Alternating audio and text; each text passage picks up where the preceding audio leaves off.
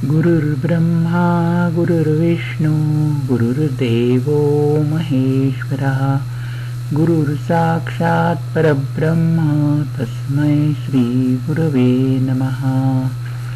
ब्रह्मानन्दं परमसुखदं केवलं ज्ञानमूर्तिं द्वन्द्वातीतं गगनसदृशं तत्त्वमस्यादिलक्ष्यम् एकं नित्यं विमलवचनं सर्वधी साक्षिभूतं भावातीतं त्रिगुणरहितं सद्गुरुं तन्नमामि। अवधूतचिंतन श्री गुरुदेव दत्त। अवधूतचिंतन श्री गुरुदेव दत्त। अवधूतचिंतन श्री गुरुदेव दत्त। संत सद्गुरु श्री केशव स्वामी महाराज यांची संक्षिप्त जीवनगाथा। जन्म आणि बालपण। महाराष्ट्राच्या पुण्यभूमीमध्ये 17व्या शतकात संतांची एक मंदिआळीच आली होती। त्यात प्रामुख्याने समर्थ रामदास स्वामी, रंगनाथ स्वामी निगडीकर, जयराम स्वामी, आनंदमूर्ती तसेच संत शिरोमणी श्री तुकाराम महाराज, चिंचवडचे गणेश भक्त मोर्या गोसावी यांचा समावेश होतो। याच वेळी भागानगरच्या, जे सध्याच्या हैदराबाद शहराच्या कुतुबशाही राज्यात संत श्री केशव स्वामी उदयाला आले। समर्थांच्या दास पंचायतनात भागानगरच्या श्री केशव स्वामी महाराजांचा मोठ्या सन्मानाने उल्लेख केला जातो। त्या काळातील संत महात्म्यांचे वैशिष्ट्य असे होते की त्यांनी सामान्य लोकांना भक्ती, ज्ञान, वैराग्य याची शिकवण तर दिलीच, त्याबरोबरच जनजागृतीचे महान कार्य त्यांनी केले। याला अन्य तोड नाही। कर्नाटक राज्यातील गुलबर्गा जिल्ह्यात कल्याणी नावाचे एक अति पावन असे क्षेत्र आहे। या क्षेत्री आत्माराम पंत आणि गंगाबाई हे एक सात्विक, सच्शील, आचारसंपन्न ऋग्वेदी ब्राह्मण दाम्पत्य राहत होते। पंतांना वंशपरंपरागत ग्रामकुलकर्णी पद प्राप्त होते। पंतांचा स्वभाव साधा, सरळ, सात्विक आणि वृत्ती अत्यंत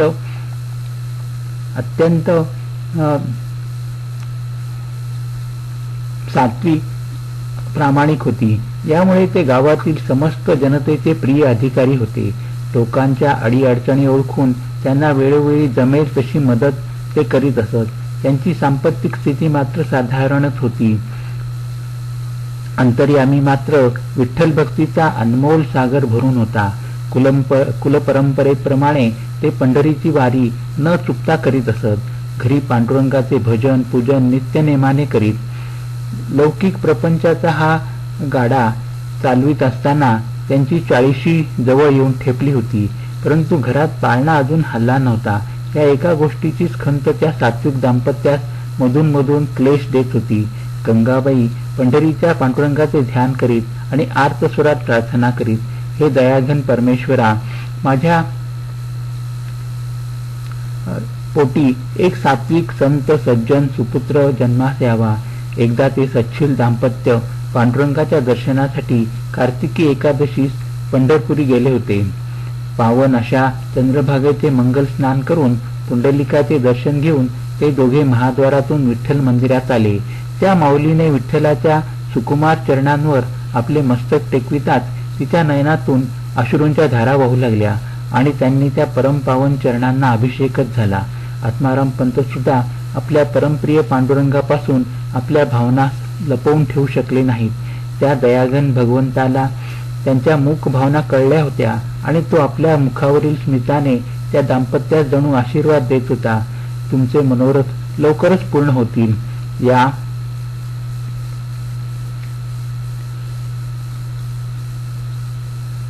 या यात्रेतून परत येताना त्या उभयतांना एक अनामिक आनंदाची अनुभूती होत होती। या यात्रेतून आल्यानंतर थोड्याच दिवसात गंगाबाईंना पुत्रप्राप्तीची लक्षणे दिसू लागली। या गोड बातमीने त्या सच्छील दाम्पत्यासच नव्हे तर गावातील सर्व आप्त स्वजनांना आनंद झाला। दिवसामागून दिवस जात होते। भजन कीर्तनात त्यांना अधिकच रस वाटू लागला होता। पांडुरंगाच्या मंदिरी जाऊन ती मूर्ती समोर बसताच तिला पांडुरंगाच्या मूर्तीमध्ये हसत असलेल्या बाळकृष्णाचे रूप दिसे. ते मंगल स्वरूप पाहत पाहत किती वेळ गेला याचे तिला भानच राहत नसे.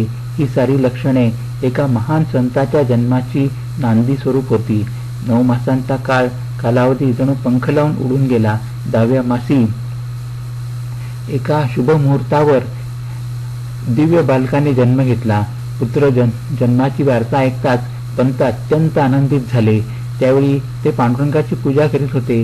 त्या दयाघन भगवंताच्या मूर्तीकडे पाहून आनंदाने त्यांच्या नेत्रातून 2 थेंब ओघळले. पूजा आटोपून ते देवघरात आले. त्यांनी सेवकाला बोलावून गावात साखर वाटण्यास दिली. पंत नवबालकास पाहण्यास अत्यंत उत्सुक होते.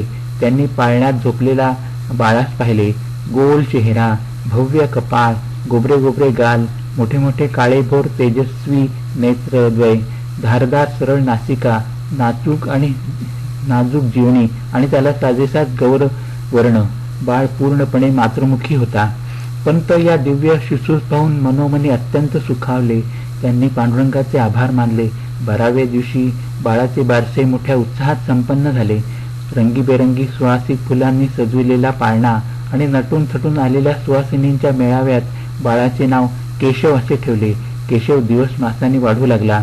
7 महिन्याचा होताच तो घरभर रांगू लागला. या सात्विक दाम्पत्याच्या जीवनात अनेक वर्षाच्या प्रतीक्षेनंतर वसंत फुलला होता. बाळाचे कोडकौतुक करण्यात आणि त्याच्या बाललीलाचा आनंद घेत पंतांचे दिवस कसे जात होते ते कळूनच आले नाही. परंतु म्हणतात ना की प्रत्येक सुखानंतर दुःख हे येतेच. तसेच झाले. केशव 2 वर्षाचा झाला, परंतु तो काहीच बोलत नसे. या कारणाने तो मुका असल्याची शंका त्या मातापित्यांना येऊन त्यांच्या हृदयाचा थरकाप होईल. आता केशव 5 वर्षाचा झाला होता. सुंदर गोजिरवाणे रूप होते, परंतु त्याला वाचीची जोड नसल्याने पाहणाऱ्या प्रत्येक व्यक्तीस दुःख होई. एकदा श्रीमद शंकराचार्य धर्मप्रसाराच्या कार्यासाठी कल्याणीला आले होते. त्यावेळी आनंद अद्वैत संप्रदाय पीठाचे मठाधिपती श्री सहजानंद महाराज यांनी त्यांचे यथोचित स्वागत करून त्यांची मठात राहण्याची उत्तम व्यवस्था केली होती. आत्माराम पंतांनी आचार्यांचे दर्शन घेऊन त्यांना दुसऱ्या दिवशी आपल्या घरी पाद्यपूजेचे आमंत्रण दिले. पंतांनी आचार्यांना शिष्यासह वाजत गाजत घरी आणले. पंत आणि त्यांच्या धर्मपत्नी या उभयतांनी आचार्यांची शास्त्रोक्त पद्धतीने विद्वान ब्राह्मणांच्या वेदमंत्रांच्या घोषात पाद्यपूजा केली. त्यावेळी केशव अत्यंत शांतपणे हात जोडून पूजा पाहत होता. पूजा समाप्त होताच केशवने आचार्यांना साष्टांग नमस्कार केला. त्यावेळी आत्माराम पंतांना दुःखाचा आवेग आवरला नाही. ते आचार्यांना म्हणाले, स्वामी, हा माझा मुलगा केशव जन्मापासून मुका आहे. त्यावेळी आचार्य म्हणाले, अहो पंत, हा मुका नाही, तो मुक्यांना बोलविणारा आहे. त्यांनी केशवला आपल्या मांडीवर बसून घेतले. त्याच्या डोळ्यातील चमक पाहिली आणि त्याच्याकडे दृष्टिक्षेप करीत त्याच्या 2 भुवयामधील आज्ञाचक्र जागृत करून दृष्टिक्षेप दीक्षा प्रदान केली. नंतर केशवच्या मस्तकी आपला हात ठेवून सुप्त कुंडलिनी शक्ती जागृत केली. तसेच कानात गायत्री मंत्राचा उपदेश केला. अशा प्रकारे केशवला एकाच वेळी दृष्टिक्षेप दीक्षा, मंत्र दीक्षा आणि शक्तिपात दीक्षा अशा 3 दीक्षा आचार्यांनी दिल्या. आनंदाची गोष्ट अशी की मंत्र दीक्षा मिळताच केशवने गायत्री मंत्राचे स्वतःच उच्चारण केले. ते ऐकून सर्वांना आश्चर्य वाटले. माता पित्यांचा आनंद तर गगनात मावत नव्हता. 5व्या वर्षी केशवचे मौंजी बंधन झाले आणि शिक्षणासाठी त्याला ग्रामगुरुजींकडे पाठविले. त्याची अलौकिक बुद्धिमत्ता आणि अचाट ज्ञानग्रहण शक्ती पाहून गुरुजनांना आश्चर्य वाटे. त्यांनी केशवला पुरुष सूक्त, अथर्वशीर्ष,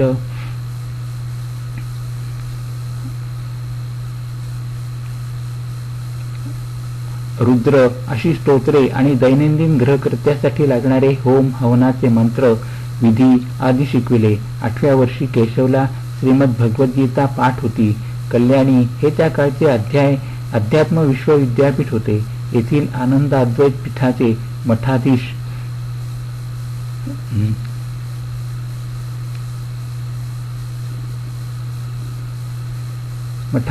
श्री पूर्णानंद स्वामी यांचा पूर्वाश्रमीचा पुत्र शिवराम आणि केशव हे दोघे एकाच वयाचे होते आणि ते पूर्णानंद स्वामींचे शिष्य होते.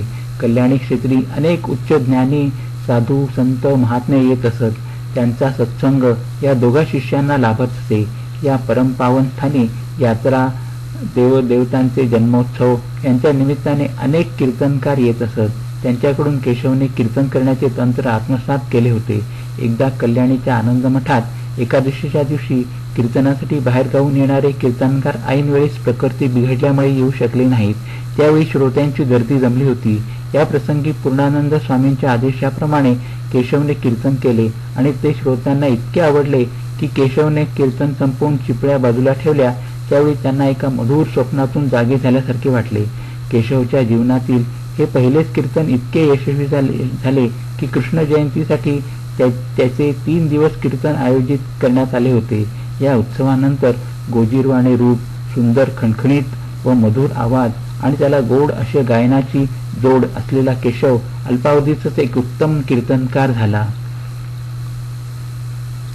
हरिओम तत्सत. येथे अध्याय 2 समाप्त झाला. हरिओम तत्सत. हरिओम तत्सत.